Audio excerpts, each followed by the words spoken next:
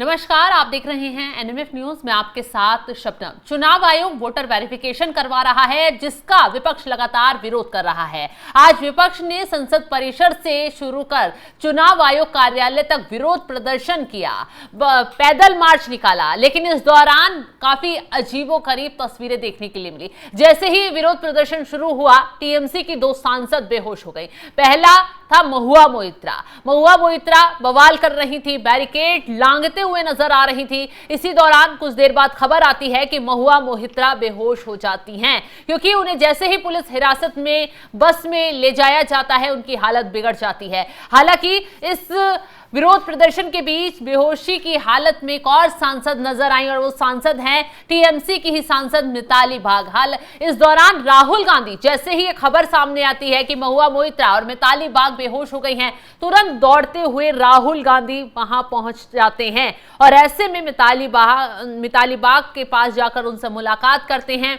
राहुल वहां मौजूद थे, तमाम मीडिया कर्मी वहां मौजूद थे, उन्हें तुरंत सहारा देते हैं और फिर गाड़ी में बैठाया जाता है। आसपास मौजूद बाकी सांसद भी वहां पहुंच जाते हैं और चारों तरफ भीड़ नजर आती है। मिताली बाग कौन है और वो प्रदर्शन में शामिल हुई थी, चलिए पहले उनके बारे में बता देते हैं। मिताली बाग आखिर कौन है? मिताली बाग पश्चिम बंगाल के आरामबाग से तृणमूल कांग्रेस की सांसद हैं। हुगली के दत्तपुर गांव की रहने वाली मिताली बाग का जीवन संघर्षों भरा रहा है। उन्होंने एक छोटे से गांव की पहली महिला ग्रेजुएट हैं। बाग ने ग्राम पंचायत से लेकर जिला परिषद तक का सफर तय किया और इस सांसद चुनी गई हैं। बाग के पिता का लापता होना, मानसिक स्थिति बिगड़ना उनके जीवन का एक टर्निंग पॉइंट था। उसके बाद उन्होंने सामाजिक कार्यों में खुद को समर्पित किया, आंगनवाड़ी कार्यकर्ता के रूप में काम किया, बच्चों को पढ़ाया, गांव में सड़क व पानी की सुविधा दिलवाई। मिताली बाग ने हाल ही में आरामबाग लोकसभा सीट से चुनाव जीता। 2009 से अनुसूचित जाति के लिए आरक्षित हैं और उनकी राजनीतिक यात्रा 2013 में हाजीपुर ग्राम पंचायत के सदस्य के रूप में हुई थी। 5 साल बाद वो पंचायत समिति की सदस्य बनी और फिर जिला परिषद की सदस्य बनी, जिसके बाद टीएमसी ने उन्हें हुगली के आरामबाग से मैदान में उतारा, जिसमें हरिपाल, तरकेश्वर, पुरसुहाग, आरामबाग, गोगट, खानाकुल और चंद्रकोना जैसे 7 विधानसभा क्षेत्र शामिल हैं। आरामबाग कभी पश्चिम बंगाल के कांग्रेस मुख्यमंत्री प्रफुल्ल चंद्र सेन का निर्वाचन क्षेत्र था, जिन्होंने 1960 के दशक में यहां से चुनाव लड़ा था। उस समय ये क्षेत्र बेकरी और चावल मिलों के लिए जाना जाता था। अब ऐसे में मिताली बाग जो हैं वो विपक्षी दलों के चुनाव आयोग के खिलाफ विरोध प्रदर्शन में शामिल हुई थी। राहुल गांधी इस विरोध प्रदर्शन की अगुवाई कर रहे थे। अखिलेश यादव भी इस विरोध प्रदर्शन में शामिल हुए। आप तस्वीरें देख सकते हैं कि कैसे अखिलेश यादव बैरिकेडिंग पर चढ़ते हुए नजर आ रहे थे। हालांकि पुलिस प्रशासन ने पूरी तरह चारों तरफ से बैरिकेड लगाकर इन विपक्षी सांसदों को रोकने की कोशिश की, सारे नेताओं को रोकने की कोशिश की, लेकिन ये पुलिस प्रशासन के सामने ही चुनौती खड़े करते हुए बैरिकेड लांघने लगे, जिसकी वजह से भीड़ इतना बढ़ गई, गर्मी ज्यादा बढ़ गई और ये जो सांसद हैं मिताली बाग वो भी बेहोश हो गई और खबर आई कि महुआ मोइत्रा भी बेहोश हो गई हैं।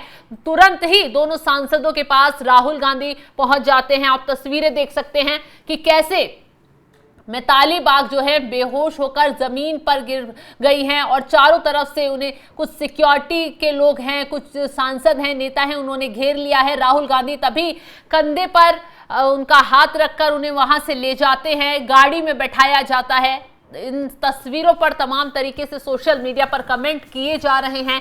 वहीं विपक्ष पर ये बीजेपी अब सवाल भी उठा रही है कि जब चुनाव आयोग निष्पक्ष तरीके से काम कर रहा है, चुनाव आयोग ये पता लगाया जा रहा है कि कितने फर्जी वोटर हैं, कितने लोगों के 2 पहचान पत्र बने हुए हैं, कितने लोग बिहार में भी चुनाव कर रहे हैं और दूसरी जगह पर भी मतदान करने का काम कर रहे हैं, जब ऐसे लोगों के वोट कट रहे हैं तो विपक्ष को क्या तकलीफ हो रही है? क्योंकि जब चुनाव आयोग ने बिहार में ये वेरिफिकेशन किया तो खुलासा हुआ कि एक ही लोग 2-2 जगह पर मतदान कर रहे हैं और जो लोग मृत हो गए, मतलब जिनकी मृत्यु हो चुकी है, उनके नाम पर भी वोट डाले जा रहे हैं, उनका वोटर लिस्ट में नाम बना हुआ है। तो ये एक तरीके से एक बड़ा फर्जीवाड़ा ही है। साथ ही कुछ लोग ऐसे हैं जो बिहार के रहने वाले ही नहीं हैं, लेकिन फर्जी तरीके से उनका वोटर आईडी कार्ड बना हुआ है और वो भी मतदान करने का काम कर रहे हैं। ऐसे में बिहार में 5 लाख से ज्यादा वोटरों पर गाजगिरी है, उनके वोट काटे गए हैं, विपक्ष को तकलीफ हो गई है। विपक्ष ने आरोप लगाना शुरू कर दिया है कि बीजेपी की मिलीभगत से चुनाव आयोग इस तरीके के काम कर रहा है। हालांकि बिहार जाकर भी राहुल गांधी ने तेजस्वी यादव के साथ मंच साझा किया था, चुनाव आयोग को चोर कहकर संबोधित किया, चुनाव आयोग पर तंज कसे और अब चुनाव आयोग के खिलाफ जो है राहुल गांधी की अगुवाई में सभी विपक्षी दलों ने एक भारी बड़ा विरोध प्रदर्शन किया। संसद परिसर से ये विरोध प्रदर्शन शुरू हुआ। ये लोग चुनाव आयोग के कार्यालय तक जा रहे थे, विरोध प्रदर्शन करते हुए चुनाव आयोग के आगे चुनौती खड़ी करने का काम कर रहे थे। ऐसे में जैसे ही इनका मार्च संसद परिसर से आगे बढ़ा, तभी दिल्ली पुलिस ने सभी सांसदों को रोकने की कोशिश की, सभी नेताओं को रोकने की कोशिश की, लेकिन ये लोग दिल्ली पुलिस के जितने भी जवान थे उन्हीं से ही भिड़ते नजर आए, दिल्ली पुलिस को ही चुनौती देते नजर आए। जो बैरिकेडिंग लगाए हुए थे उनको ही लांघते हुए नजर आए। दिल्ली पुलिस ने पूरी तरह से इनके मार्च को रोक दिया और जितने सांसद और नेता ये विरोध प्रदर्शन कर रहे थे उन्हें तुरंत हिरासत में लिया गया, चाहे राहुल गांधी हो, प्रियंका गांधी हो, चाहे अखिलेश यादव हो या टीएमसी के कोई भी नेता। और इसी दौरान खबर आ जाती है कि टीएमसी की जो सांसद हैं महुआ मोहित्रा वो बेहोश हो जाती हैं और उसके साथ ही जो दूसरी सांसद है वो भी बेहोश हो जाती हैं। काफी बवाल मौके पर देखने के लिए मिलता है। हालांकि पुलिस जो है इन्हें हिरासत में लेकर थाने, जो संसद परिसर का थाना है वहां पर ले जाती है। वहां पर भी ये नेता नारेबाजी करते हुए नजर आते हैं, मोदी सरकार पर भी सवाल उठाते हैं, चुनाव आयोग पर भी सवाल उठाए जाते हैं। लोकसभा में विपक्ष के नेता राहुल गांधी के नेतृत्व में विपक्षी सांसदों ने संसद के मकर द्वार से निर्वाचन सदन तक अपना मार्च शुरू किया था। चुनाव आयोग पर 2024 के लोकसभा चुनाव के दौरान वोटर चोरी की अनदेखी करने का आरोप लगाया और वोट चोर के नारे भी इस दौरान लगाए गए। प्रदर्शन में बिहार में चल रहे वोटर लिस्ट के स्पेशल इन्वेस्टिव रिवीजन यानी एसआईआर को भी निशाना बनाया गया, जिसके बारे में नेताओं ने आरोप लगाया इसका इस्तेमाल मतदाता सूची में हेराफेरी के लिए किया जा रहा है। दिल्ली पुलिस ने सांसदों को यह करते हुए रोक दिया कि विरोध प्रदर्शन के लिए कोई अनुमति नहीं ली गई थी। कांग्रेस सांसद इमरान प्रतापगढ़ी ने पलटवार करते हुए कहा है कि ऐसी अनुमति कभी नहीं दी गई और पुलिस पर सरकारी निर्देशों पर काम करने का आरोप लगाया है।